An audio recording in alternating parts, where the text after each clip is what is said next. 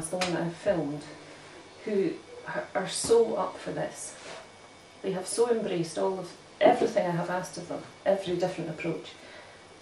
I don't know what it is about this class, whether it's just the makeup of the pupils, whether it's the experiences they've had with the different teachers before me, whether maybe I'm so much clearer in my own mind now that I do explain it more to them without really being as conscious of that.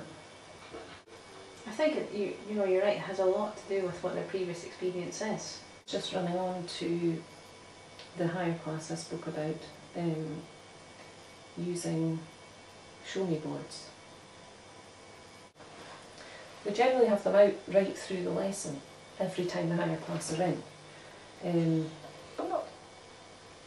So that if it ever comes to a point that I just want to check understanding, then I can do that really quickly. It's not necessarily like I'm quizzing them all the time, and they might only pick them up 2 or 3 times during a lesson, but you can see this class uses them very effectively. So the first thing I want you to do in fact is to show me the circuit you've drawn with your AC power supply, your ammeter and your resistor. This is all good. Ammeters are in series. Does it matter where in series? No. Why not? Current stays the same there in the series circuit. Okay, we've got that. On the other side of the board, don't rub off, on the other side of the board, I will make a prediction. How is the current in the circuit affected by the frequency of the supply? So if I vary the frequency of the supply, so this section was on, we were doing alternating current and voltage. And we had used an experiment the day before, we had used the picoscope to look at AC supplies and DC batteries and various other things. So this was really rounding it up the following day to check their understanding. It means there isn't any sort of hiding. I can't just assume that the ones who are quite able will have got it and that's fine, and the ones that are not so able need support, because it can change from topic to topic, as you know. They don't treat this sort of lightly. It's not just I'll scribble something down and hold it up. Okay, because everyone is starting to write something, I'm going to start the countdown. 5, 4, 3, 2, and we're just looking for the current will increase, decrease or stay the same. Where did I get to? 2, 1, show me. So they are showing you there before the countdown. Yes. Are you giving them any sort of feedback on what they have put on there? Yes, what I tend to do is as people kind of reveal before the countdown begins, I might pick up on things and say, remember we are using this notation. Right, so not specifically to those individuals, but a sort of general reminder to the class. What I would like you to do on the show me board is to sketch for me a graph of current against frequency for a resistive circuit.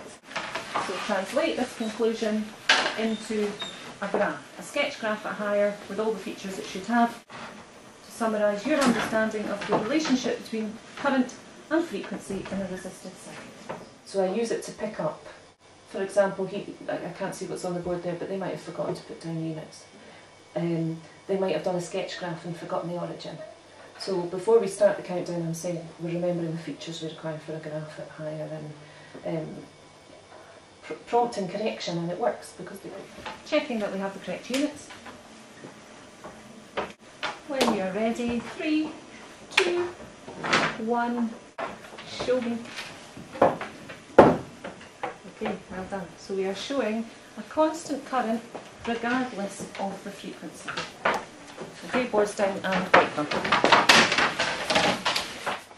I might go to an individual answer and on occasion identify the pupil. Do you get them to use some sort of a system where they can like star if they would be happy to explain to the rest of the class how they got their answer, or No. Sometimes I do that with my third years. I get them to put like a star if they would like, you know, they would quite like to be asked to explain how they got their answer, they wouldn't mind.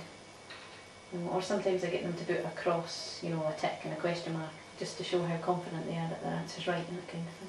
I use these in conjunction with the coloured cards that are on their desk. But I just go for one thing at a time. Because they've got used to these techniques, you know, I come in and they have already got jotter, planner and show me board out, and but actually the able pupils find it as challenging. Or I can put in an additional, okay, if you've got that on your board and you're feeling confident, turn your board over and try adding to the explanation or doing something further. So you can differentiate with it. Well, I think it surprises them as well sometimes when they reveal things that they think, no, I totally haven't got that. Okay, so if we're feeling that we are on green, then we still do some work on it. If we're feeling we're on amber, we still do some work on it. And if we're feeling on red, we might need to do some work, but with assistance. Okay, boot camp's on after school in any case. If you were given an oscilloscope and a variable supply, could you carry out that task? Okay, green, amber or red. Liam's doing a kind of strange juggling thing just to keep me on my toes. I'm not sure where he's going to stop. Can you do half green, half amber? Yes. So, The cards, we don't use the cards every time because I don't think it's valuable to continually be going red, amber, green every 5 seconds. So it's when I know we're coming to a sort of round up lesson, or sometimes when we're starting a topic. You know, I started off this section on Ohm's law, which they were all showing quite confidently that they felt they were okay with. And of course the first question about the meaning of the graph and the information from the graph and led to lots of ambers appearing and reds. So sometimes it's useful for them to rate that before we even start a topic. Interesting, because it's a bit that I assume they will find more straightforward than they do. And had I just done, let's do the example in the book, I think most of the pupils would have nodded and said that's fine. But on the show me boards I see all these, you know, typical problem areas that we can then bring out, and they are then correcting their own. And finally, state the relationship between current and frequency in a resistive circuit. Well, we've gone further than that. You have drawn out a resistive circuit. You have been able to graph that relationship. And if you're feeling a green, this is good, we've got it under a belt. Amber, not sure, red, needs some further intervention. Okay, thank you. Now what they're doing is working individually, really, working through their own tests with the mark schemes, retrying questions, and then I'm circulating, taking an opportunity to sit with them and talk to them individually about any questions they have. This technique is very helpful. This opportunity to have individual learning feedback is really valuable to them. It means you've got a bit of one-to-one teacher time to go through the assessment.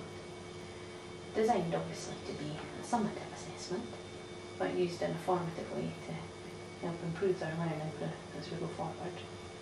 Do you traffic light it then, or do they? In this one, what I have done is I have taken the test from them and I have traffic lighted it. All of this side, you can see I've marked it green there. This is all good, it's totally fine, absolutely, it's totally fine. Right down to the start of question 3, everything is totally fine.